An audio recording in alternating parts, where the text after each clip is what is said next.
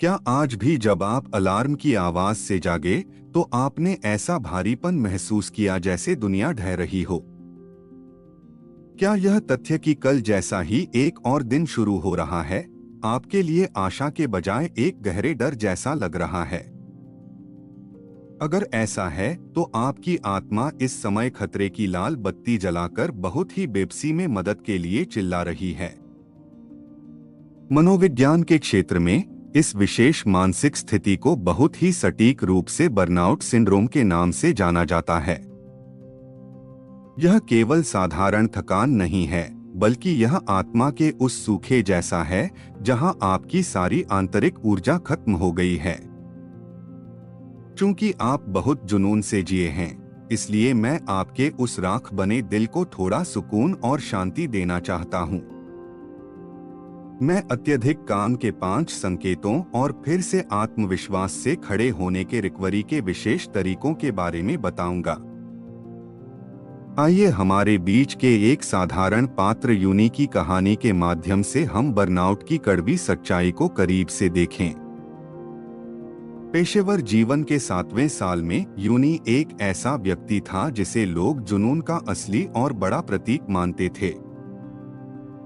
Uni को हमेशा दूसरों से आगे रहना था और उसे दूसरों की उम्मीदों को तोड़ने का बहुत ज्यादा डर लगता था। लेकिन अचानक एक दिन से यूनी के दिल की सारी ऊर्जा एक छेद वाले बर्तन की तरह धीरे धीरे बाहर बहने लगी। बर्नआउट का पहला सबसे स्पष्ट और बड़ा संकेत बहुत ज्यादा भावनात्मक थकावट महसूस होने की एक गंभीर स्थिति है। इसमें दूसरों को देने के लिए आपकी भावनात्मक क्षमता और धैर्य पूरी तरह से खत्म होकर अब शून्य हो जाता है। कंपनी में काम करते समय किसी सहकर्मी का एक छोटा सा मजाक भी अब यूनी को किसी तीखे कांटे जैसा चुभने लगा। पुरानी छोटी गलतियों पर भी, जिन्हें पहले हंसकर टाल दिया जाता था, अब सीने में एक बहुत तेज गुस्सा भर जाता था। कभी कभी इसके बिल्कुल विपरीत एक ऐसी बेजान स्थिति आती थी जहां कोई भी मानवीय भावना महसूस नहीं होती थी। काम खत्म करने के बाद साथी के साथ डेट पर जाना भी अब यूनी को एक बहुत ही थका देने वाला काम लगा।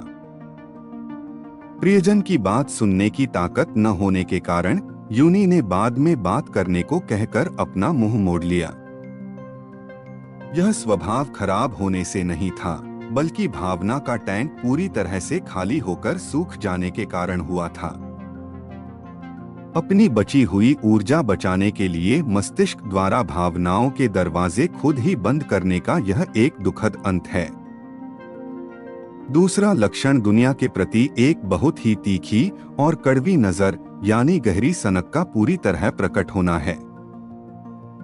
मनोवैज्ञानिक क्रिस्टीना मैस्लैक ने इस विशेष घटना को मानवीय संवेदनाओं के खत्म होने की प्रक्रिया के रूप में बताया है। एक समय के बाद यूनी को लगने लगा कि जो मैं कर रहा हूं उसका क्या फायदा है, अब सब कुछ व्यर्थ है, कुछ भी नहीं बदलता। यह नकारात्मक सोच एक आदत बन गई और यूनी ने काम के प्रति अपना सारा जुनून खो दिया। यूनी एक निर्जीव मशीन की तरह बस काम के घंटे पूरे करके घर जाने के समय का इंतजार करता रहता था। सहकर्मियों की चर्चाओं के बीच भी यूनी अब एक तरफ हटकर उन्हें बहुत ही ठंडी और बेरुखी नजरों से देखता था। सनक का यह जहर अब यूनी के कार्यस्थल से बाहर उसके कीमती और पुराने निजी रिश्तों में भी धीरे धीरे फैल गया। दोस्तों के बीच बैठकर भी यूनी को यही लगा कि वे सब अंत में सिर्फ अपनी बड़ाई और झूठा दिखावा कर रहे हैं। दरअसल यह सनक और कुछ नहीं बल्कि फिर से चोट न खाने के लिए दिल द्वारा बनाया गया एक रक्षा तंत्र है। कमजोर दिल कहीं टूट न जाए, इसलिए वह अब किसी भी चीज या रिश्ते को ज्यादा महत्व देना ही छोड़ देता है। रक्षा के लिए बनाई गई इस ठंडी ढाल ने अंततः यूनी को एक बहुत ही गहरे अकेलेपन के दलदल में धकेल दिया। तीसरा लक्षण अपनी उपलब्धि की कमी महसूस करना और खुद पर बिल्कुल भरोसा न कर पाने का गहरा दर्द होना है। यूनी ने पहले की तुलना में ज्यादा घंटे काम किया, लेकिन मिलने वाले सारे परिणाम बहुत ही मामूली और फीके नजर आए। यहाँ तक कि जब ऊपर के अधिकारी ने रिपोर्ट की बहुत प्रशंसा की, तब भी यूनी को अंदर से कोई खुशी नहीं हुई। मन में घबराहट बनी रहती थी कि यह सिर्फ अच्छी किस्मत थी और अगली बार मेरी असली कमी सबके सामने आ जाएगी। धोखेबाज होने की भावना, यानी नकली होने का डर यूनी के मानसिक स्वास्थ्य को अंदर ही अंदर बुरी तरह खाने लगा। अपनी उपलब्धियों को पूरी तरह नकार कर यूनी ने खुद के लिए एक बहुत ही डरावना और बुरा मानसिक नर्क बना लिया। पुराना आत्मविश्वास कहीं खो गया और अब एक बहुत ही छोटा सा निर्णय लेना भी एक भारी काम जैसा लगने लगा। चौथा लक्षण मन के संकेतों की लगातार अनदेखी करने की भारी कीमत के रूप में होने वाला शारीरिक दर्द है। जब मन की आवाज को अनसुना कर दिया गया, तो अब शरीर ने खुद ही यूनी से सीधे बात करना शुरू कर दिया। यूनी अब हर सुबह तेज सिरदर्द और मांसपेशियों के भयंकर दर्द के साथ जागता था, जिसका कोई शारीरिक कारण नहीं था। अस्पताल की गहन जांच के बाद भी उसे तनाव से जुड़ा होने का एक बहुत ही पुराना और खोखला जवाब मिला। काफी सोने के बाद भी शरीर हमेशा पत्थर जैसा भारी लगता था और बदहजमी अब रोज की एक दिनचर्या बन गई थी। शरीर अपनी पूरी ताकत से यूनी को चिल्लाकर कह रहा था कि कृपया अब रुक जाओ, मैं अपनी अंतिम सीमा पर हूं। लेकिन यूनी ने उस चीख को कड़क कॉफी के प्याले से दबा दिया और फिर से उस ठंडी मेज पर काम शुरू किया। पांचवा लक्षण मस्तिष्क पर कोहरे का छाना है, जहां सोचने और समझने की शक्ति बहुत तेजी से कम होने लगती है। ईमेल लिखते समय यूनी बस स्क्रीन को देखता रहता था, क्योंकि उसे बिल्कुल सही शब्द याद ही नहीं आ रहे थे। सरल गणनाओं में भी बार बार गलतियां होने लगीं और अब उसकी एकाग्रता 10 मिनट भी नहीं टिक पा रही थी। जब किसी जूनियर ने कोई सवाल पूछा तो दिमाग सुन्न हो गया और अक्सर एक बहुत ही अजीब सी चुप्पी छा गई। यूनी का मस्तिष्क धुंधली सुबह की सड़क की तरह बिल्कुल धीमा और पूरी तरह से धुंधला और सुस्त हो गया था। तनाव के हार्मोन यानी कोर्टिसोल ने यूनी के नाजुक मस्तिष्क को पूरी तरह से ओवरलोड की खतरनाक स्थिति में डाल दिया था। घर जाते समय एक दिन मेट्रो के अंदर यूनी के दबे हुए सारे आंसू अचानक एक झरने की तरह फूटकर बह निकले।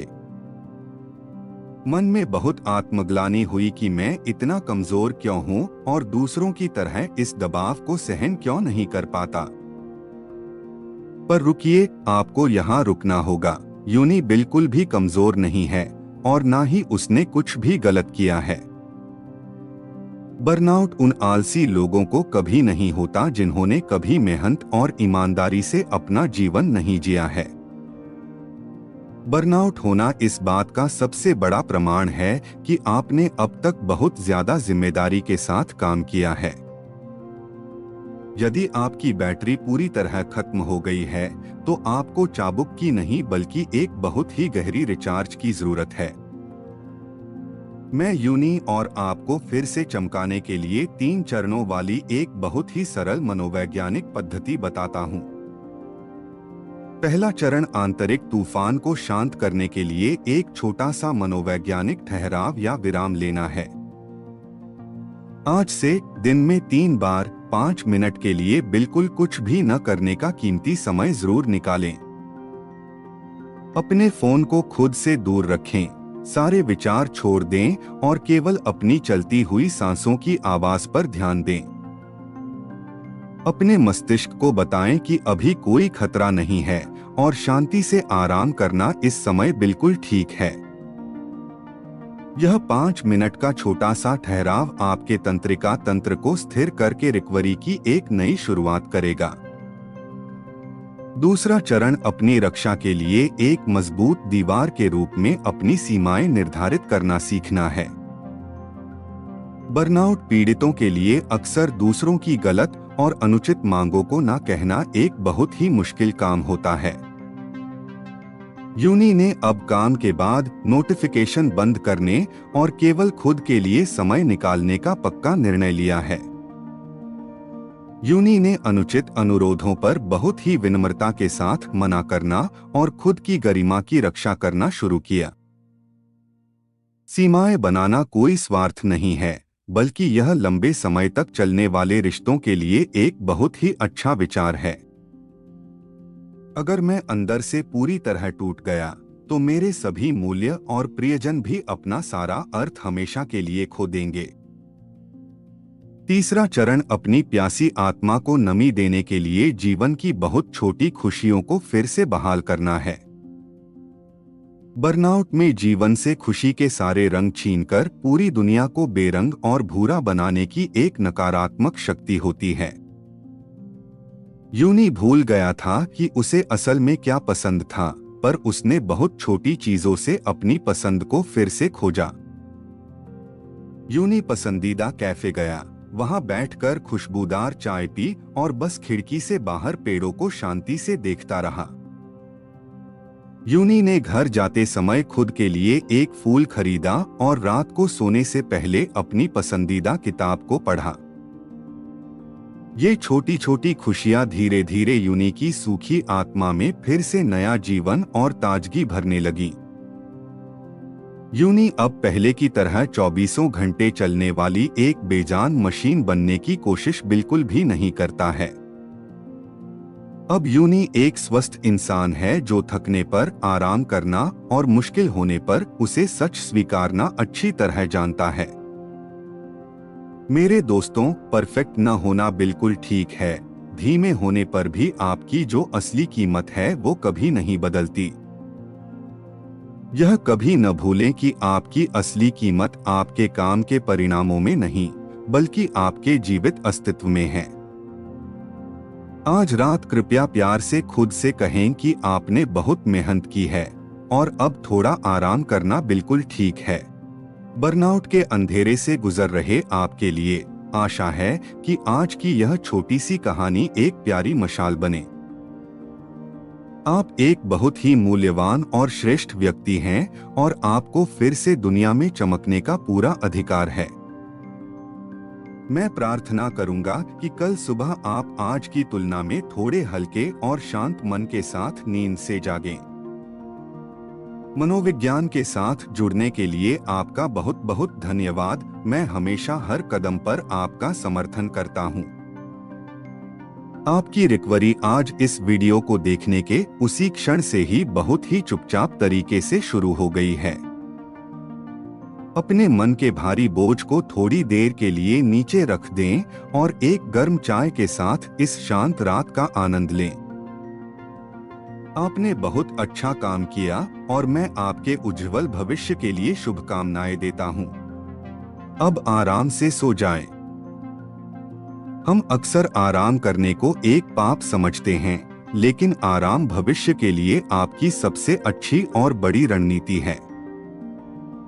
जैसे खिलाड़ी मांसपेशियों को बढ़ाने के लिए आराम करते हैं, वैसे ही मन की मांसपेशियां भी आराम करने पर ही बढ़ती हैं। आप जो अभी यहाँ रुके हुए हैं, वह पीछे छूटना नहीं है, बल्कि एक बहुत ऊंची छलांग लगाने की तैयारी है।